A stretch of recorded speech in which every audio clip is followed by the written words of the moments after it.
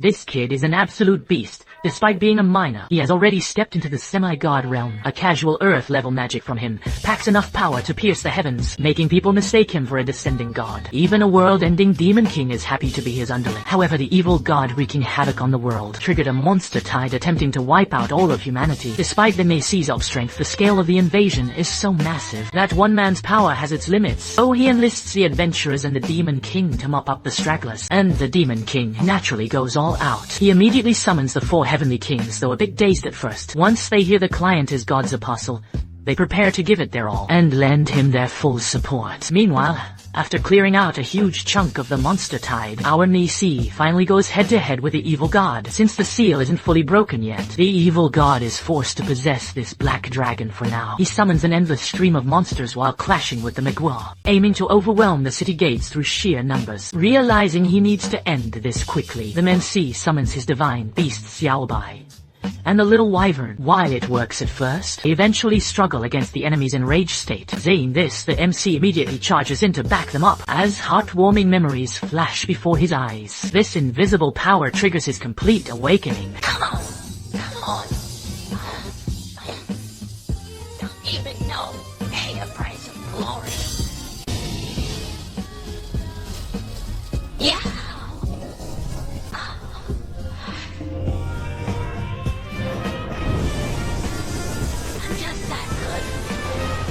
Talk about absolute dominance, truly badass. But little did he know the evil god had already been reduced to ashes at the very start. Yet our clueless protagonist was still busy charging up his power, thanks to the warnings from the 2 divine beasts and the arrival of the demon king and the old man. The protagonist finally realized he had seriously overdone it, and so the crisis in the town was finally averted. The remaining monsters scurried back into the forest. As for the MC, he became the hero who saved everyone. However, the king was actually fuming after all that mind-blowing pillar of light led most people to believe a god had descended upon them. The MC could do nothing but keep apologizing. Then he confessed that he had not only unleashed earth-level magic, but had also summoned the demon king to lend a hand. Upon hearing this, the king was stunned. Or more accurately, he'd grown accustomed to being shocked by the Megwell. Still, rewards were in order, so in front of all the ministers, he bestowed the title of Viscount upon the MC and granted him a territory. However, upon actually inspecting the place, Sanye realized his father-in-law had given him a real headache. It turns out the area was completely under the thumb of the Adventurers Guild. Fortunately, with his insane power, it only took him 2.5 days to become the big boss of the territory. Just when he thought life had finally settled down, the Demon King suddenly showed up, followed closely by his wife. Turns out the guy had been cheating and got busted by his wife. He begged the MC to save him, only to get a harsh reality check instead. Even the princess and the young lady couldn't help but give him a piece of their minds.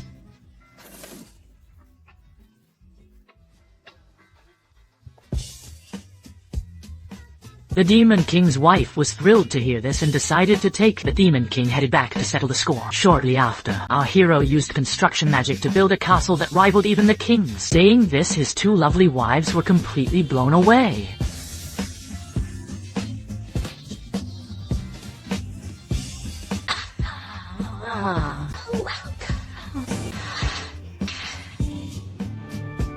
Sumi Sai Pia Pudio